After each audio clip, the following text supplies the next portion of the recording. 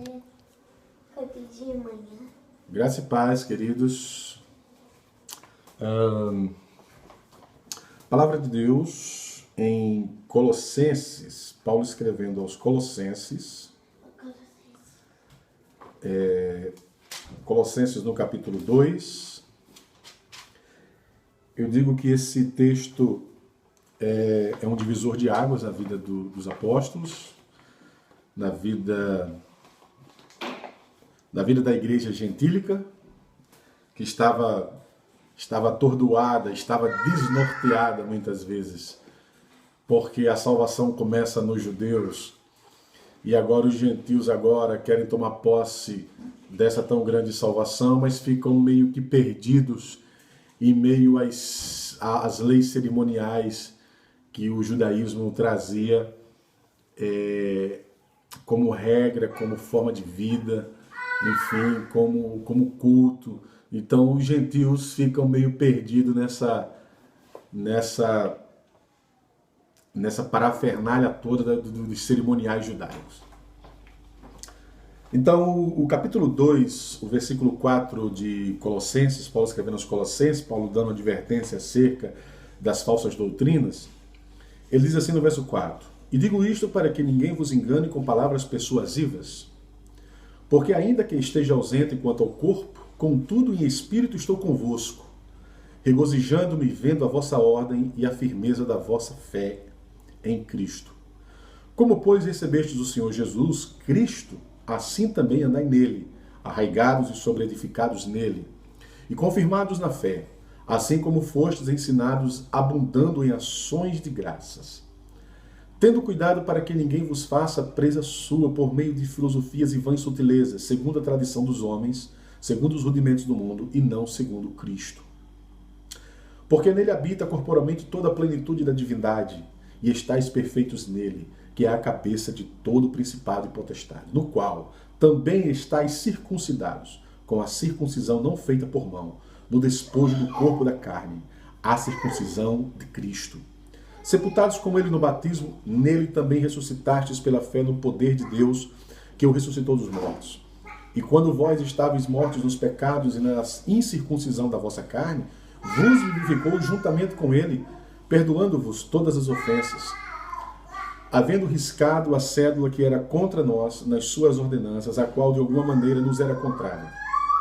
E atirou do meio de nós, cravando-a na cruz, e despojando os principados e potestades, os expôs publicamente e dele triunfou em si mesmo. Portanto, ninguém vos julgue pelo comer, ou pelo beber, ou por causa dos dias de festa, ou da lua nova, ou dos sábados, que são sombra das coisas futuras, mas o corpo é de Cristo. Ninguém vos domine a seu bel prazer, com pretexto de humildade e culto dos anjos, metendo-se em coisas que não viu, estando debalde inchado na sua carnal compreensão, e não ligado à cabeça, da qual todo o corpo, provido e organizado pelas juntas e ligaduras, vai crescendo em aumento de Deus. Se, pois, estáis mortos com Cristo quanto aos rudimentos do mundo, porque vos carregam ainda de ordenanças, como se vivesseis no mundo, tais como não toques, não proves, não manuseis, as quais coisas todas perecem pelo uso segundo os preceitos e doutrinas dos homens, as quais têm, na verdade, alguma aparência de sabedoria, em devoção voluntária, humildade e em disciplina do corpo, mas não são de valor algum, senão para a satisfação da carne. Bom, eu vou pensar aqui apenas o versículo 14, que diz: havendo riscado a cédula que era contra nós nas suas ordenanças, a qual de alguma maneira nos era contrária, e atirou do meio de nós, cravando-a na cruz. Paulo está falando para uma igreja gentílica. Paulo está falando para uma igreja de gentios. Humanamente falando, sabemos que só existem dois povos, judeus e gentios. Então Paulo está falando para uma igreja gentílica.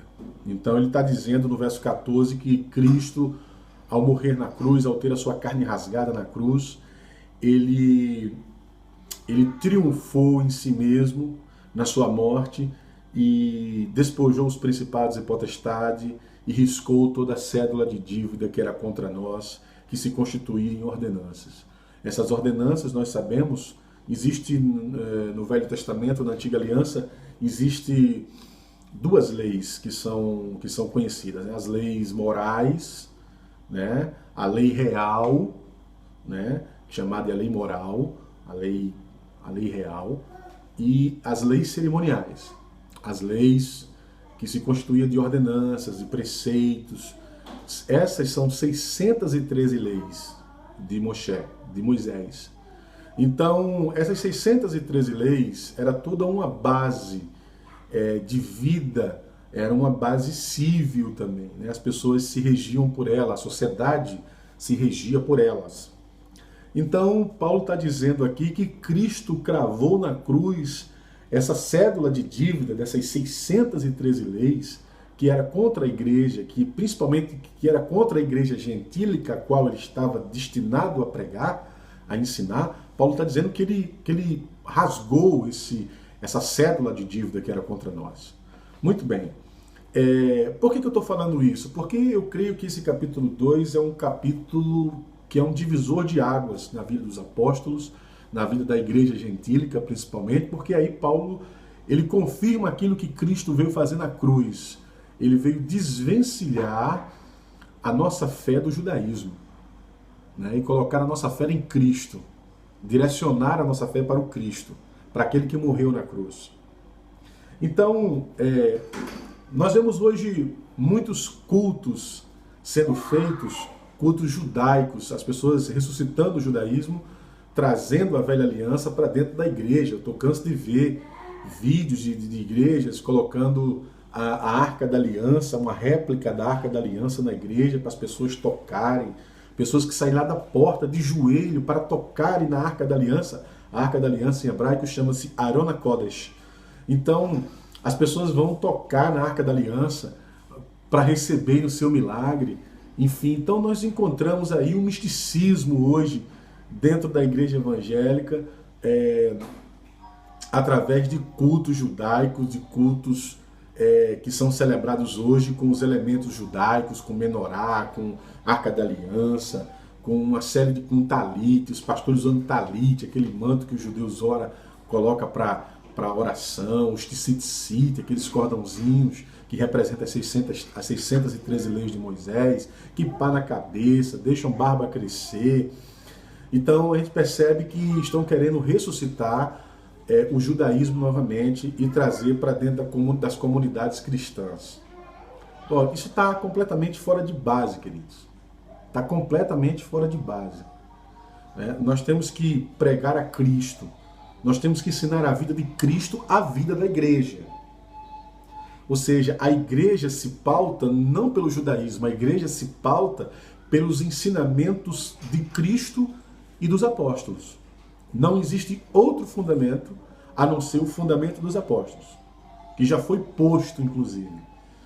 Então, toda a nossa base, todo o nosso segmento está baseado em quê? Está baseado na doutrina apostólica.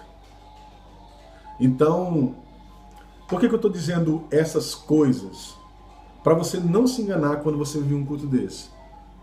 Tá? Então, na verdade, isso tem alguma aparência de piedade, mas não tem nada a ver com cristianismo. Cristianismo é você viver a vida de Cristo. É você ser um pequeno Cristo aonde você está.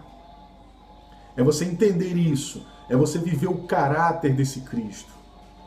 E pode crer que muita gente quer o Cristo, mas não quer o caráter do Cristo. Não quer viver a vida, na verdade, na sua essência, que o Cristo vivia. Jesus vem ensinar que é possível você viver de forma natural, você viver o natural, de forma natural, mas debaixo do sobrenatural de Deus. Então você não precisa botar uma roupa diferente para você ser mais santo. Você não precisa falar diferente, impostar a voz para você viver o sobrenatural de Deus. Nós vivemos o sobrenatural de Deus nas coisas mais simples da vida. Vivemos o sobrenatural de Deus da forma mais corriqueira possível, da forma mais simples possível. Então, vamos aprender a vida de Jesus. Jesus ele vem, é tanto que Jesus ele leva nome nos evangelhos, ele leva nome de beberrão, de comelão, Porque ele entrava na casa dos pecadores, ele fazia aquilo que os fariseus não faziam, que os doutores da lei não faziam. Entrar na casa de publicanos, nem pensar nisso. Entrar na casa de cobradores de impostos, nem pensar nisso.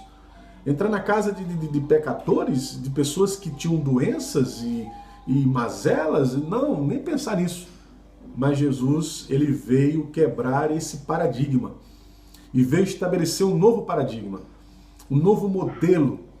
E esse modelo é justamente a forma simplificada que a santificação traz à vida do homem.